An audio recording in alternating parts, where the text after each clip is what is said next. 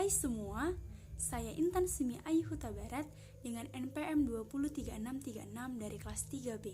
Di sini, saya akan mempresentasikan hasil artikel saya mengenai solidaritas misi gereja terhadap orang-orang miskin. Istilah gereja berasal dari bahasa Portugis dengan sebutan igreja, dan dalam bahasa Yunani disebut dengan eklesia, yang berarti sidang, jemaat, atau kumpulan. Perkumpulan ini mengakui Yesus sebagai juru selamat dan mengambil bentuk menjadi suatu lembaga beserta segala peraturannya. Secara lebih konkretnya, gereja dapat diartikan sebagai alat yang dipergunakan Tuhan untuk menjadikan manusia memperoleh keselamatan. Menjadi kesaksian tentang Kristus, dan menurut Karbat, gereja adalah lingkaran atau ruangan yang bukan hanya ruangan dari batu-batu, melainkan ruangan dalam arti kiasan, di mana berlangsung pemberitaan firman Allah serta pelayanan sakramen.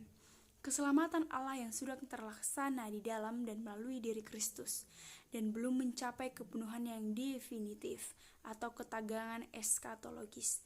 Hal ini berarti bahwa gereja dan karya misinya bukanlah tujuan akhir, tetapi gerak yang terarah ke kepenuhan rencana penyelamatan Allah. Dalam hal ini Allah senantiasa memperhatikan kehidupan mereka. Walaupun dunia mengabaikan mereka, namun Allah turut menderita terhadap apa yang mereka rasakan dan apa yang mereka alami pada saat ini. Dan satu hal yang pasti, Allah menunjukkan jalan terbaik buat mereka. Dalam situasi yang demikian, diharapkan adanya kesadaran dari setiap individu terhadap apa yang telah diperbuat di tengah-tengah kehidupan ini, dan apa yang telah diperbuat terhadap orang-orang miskin khususnya. Etimologi orang miskin. Pengertian kata miskin menurut beberapa sumber antara lain dalam Kamus Besar Bahasa Indonesia, kata miskin berarti tidak berharta, serba kekurangan, atau berpenghasilan sangat rendah. Dengan demikian, yang dimaksud dengan orang miskin adalah orang yang tidak memiliki harta dan dalam hidupnya serba kekurangan karena pendapatannya yang sangat rendah. Dalam bahasa Inggris, kata miskin diterjemahkan dengan kata poor, yang artinya miskin, malang, lemah, buruk, jelek. Dari pengertian tersebut, dapat dikatakan bahwa keberadaan orang miskin perlu diperhatikan agar hidupnya dapat lebih baik dan lebih sejahtera dari sebelumnya. Dalam Alkitab, banyak juga berbicara tentang orang miskin. Ini merupakan suatu kenyataan bahwa Allah sangat peduli dan ikut serta merasakan keberadaan orang-orang miskin. Allah peduli berarti Allah turut berkarya membebaskan orang-orang miskin dari belenggu kemiskinan. Dan selanjutnya, dalam Perjanjian Lama, kata ebion berasal dari kata abha, yang artinya kekurangan dan tidak mempunyai apa-apa, miskin atau sengsara, orang yang menginginkan sesuatu dari orang lain atau yang menunggu pemberian orang lain. Kata ebion menunjuk pada orang miskin yang meminta-minta, mendapat duka cita atau celaka, melarat, hina, dan bernasib malang. Dan dalam perjanjian baru ini, keberadaan orang miskin lebih berharga daripada orang kaya, karena orang miskin itu lebih mudah bersikap tergantung kepada Allah. Bagi orang-orang miskinlah Allah datang memberikan kabar sukacita. Istilah yang digunakan dalam perjanjian baru adalah kata ptochos, artinya miskin, melarat, orang yang meminta-minta, pengemis. Kata ptochos menunjuk pada kemiskinan yang semiskin-miskinnya, yaitu orang yang miskin hanya mampu mencari pertolongan pada orang lain dengan mengemis.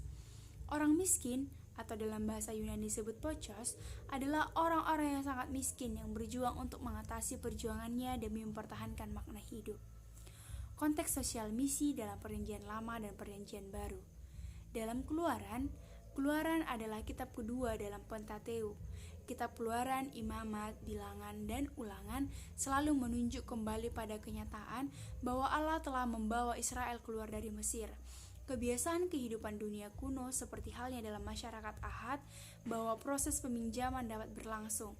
Kehidupan yang demikian juga tidak terlepas dari keadaan bangsa Israel, sehingga ada kebiasaan-kebiasaan bangsa Israel mengambil barang-barang sebagai jaminan, antara lain seperti halnya pakaian.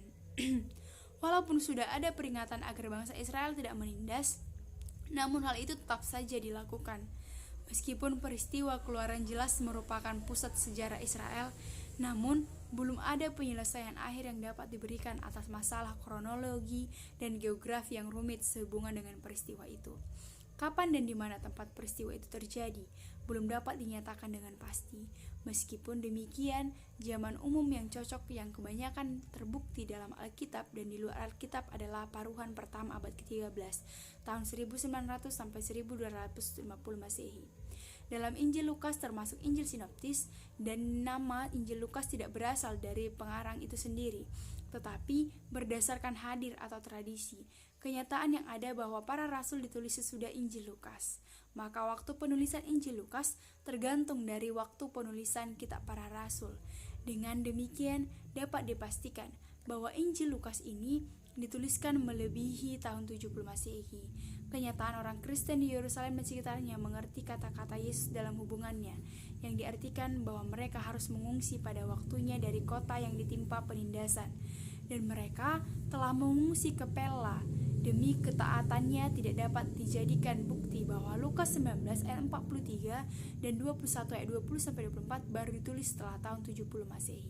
Pada saat itu keadaan perekonomian sangat memprihatinkan dan kemiskinan juga menjadi-jadi.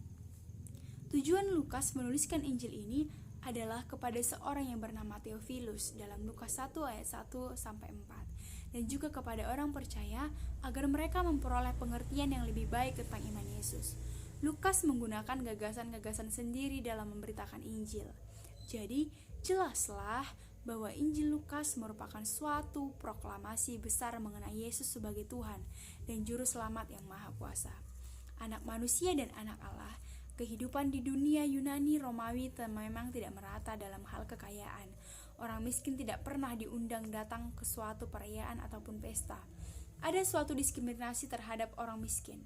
Mereka dianggap manusia yang tidak berarti dan menganggap mereka sebagai manusia yang kedudukannya sangat rendah. Keadaan politis pada masa pemerintahan Kaisar Romawi tidak sesuai dengan kehendak Allah. Mereka, para penguasa, mengabaikan orang-orang miskin yang sesungguhnya. Mereka juga ciptaan Allah. Tindakan pembebasan terhadap orang-orang miskin oleh Allah adalah menjadi misi orang percaya. Keberadaan manusia di dunia ini adalah sama di hadapan Allah, baik orang miskin dan orang kaya. Namun kenyataan bahwa orang miskin tetap semakin miskin dan orang kaya semakin kaya menguasai segala sesuatu yang ada dalam kehidupan ini. Perlu diperhatikan bahwa keberadaan orang miskin itu tidak selamanya demikian. Suatu saat Allah akan mengangkat penderitaan mereka. Allah telah menyediakan keselamatan bagi siapa yang bertahan dalam firman Tuhan dan jalan sesuai dengan kehendak Allah. Tidak tertutup kemungkinan bahwa keselamatan hanya tertuju kepada orang kaya saja, melainkan terhadap semua manusia yang setia kepadanya. Keselamatan hanya dapat diketahui dan diterima melalui iman kepada Allah. Sebagai seorang yang beriman, baik orang kaya maupun orang miskin, sudah sepantasnya memberikan perhatian terhadap sesama manusia, khususnya kaum lemah. Dan orang kaya sudah sepantasnya memperhatikan keberadaan orang-orang lemah dengan tidak mengkorupsikan dana atau membungakan uang masyarakat lemah dalam mengambil keuntungan yang sebanyak-banyaknya. Orang Kristen diharapkan mampu merasakan apa yang dirasakan oleh sesama yang menderita dan hidup dalam persaudaraan dengan orang-orang miskin. Ada suatu kabar sukacita yang diberikan kepada umat manusia, bahwa orang-orang miskin dapat merasakan penyertaan Allah dalam hidupnya. Allah peduli terhadap penderitaan umatnya.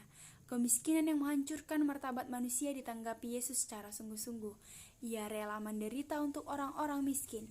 Ungkapan ini sangat terkenal dari teolog asal Taiwan Chuan Cheng Song, yaitu Allah yang turut menderita. Melalui pemahaman teolog tersebut dapat dilihat bahwa karya Allah yang selalu bekerja dalam sejarah dan atas orang-orang miskin.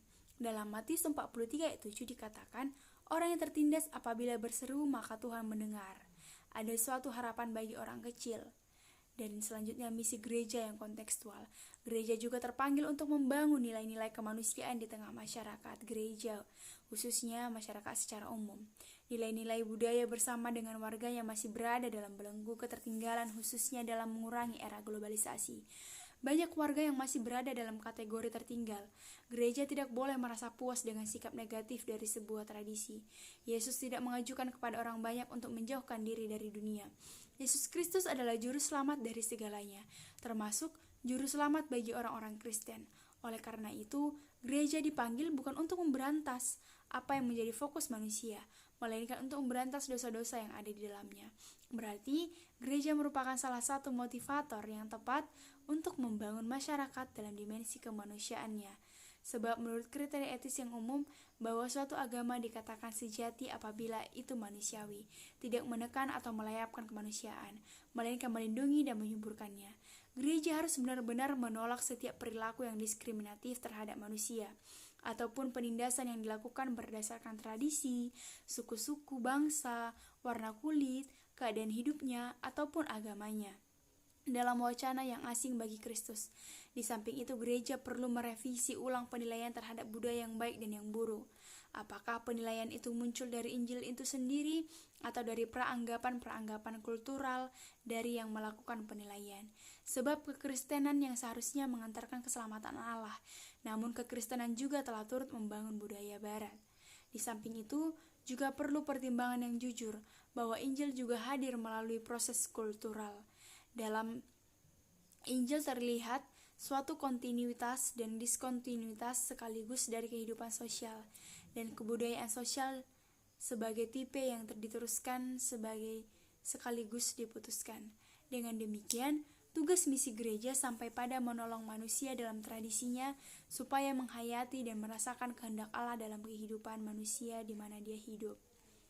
Dan dari semua makalah artikel ini, kesimpulannya, tugas misi di masa sekarang adalah memperhatikan bagaimana kehidupan orang miskin pada zaman yang sudah maju sekarang. Orang miskin adalah orang yang benar-benar berada dalam kekurangan, kemelaratan, dan kesengsaraan. Hak mereka dirampas. Dalam perjanjian lama dan perjanjian baru, keberadaan orang-orang miskin diabaikan oleh masyarakat. Namun Allah turut dalam penderitaan orang miskin. Hidup dan karya Yesus membebaskan orang miskin yang terbelenggu dalam kemiskinan. Begitu pula dengan orang-orang percaya, agar mampu membebaskan orang-orang miskin. Orang yang sudah merasakan pembebasan tersebut berarti mereka sudah dapat menikmati damai sejahtera Allah. Umat Kristen yang percaya kepada Kristus berarti mengikuti pola dan tindakannya, serta memperhatikan sesamanya manusia sesuai dengan apa yang dikehendaki. Tuhan ada dalam saat semua kehidupan manusia. Ada hal yang sangat penting untuk diketahui, bahwa bukan kemiskinan itu yang diberkati Allah, melainkan jemaat Allah yang mengaku bahwa dari dirinya sendiri tidak mempunyai kekuatan untuk menolong diri sendiri, melainkan hanya percaya kepada Allah dan bukan kepada kekuasaan manusiawi apapun. Gereja merupakan wakil dari kerajaan Allah di dunia ini dan diperintahkan untuk membawa berita Injil ke semua manusia di bumi. Gereja juga terpanggil untuk membangun nilai-nilai kemanusiaan di tengah masyarakat. Di tengah masyarakat yang dimaksud yaitu di tengah masyarakat gereja, khususnya masyarakat dalam menunggu ketertinggalan, khususnya dalam mengurangi era globalisasi. Banyak warga yang masih berada dalam kategori tertinggal. Gereja tidak boleh merasa puas dengan sikap negatif dari sebuah tradisi saja. Oleh karena itu, gereja dipanggil bukan untuk memberantas tradisi, melainkan untuk memberantas dosa-dosa yang ada di dalamnya. Demikian hasil presentasi saya mengenai artikel solidaritas misi gereja terhadap orang-orang miskin.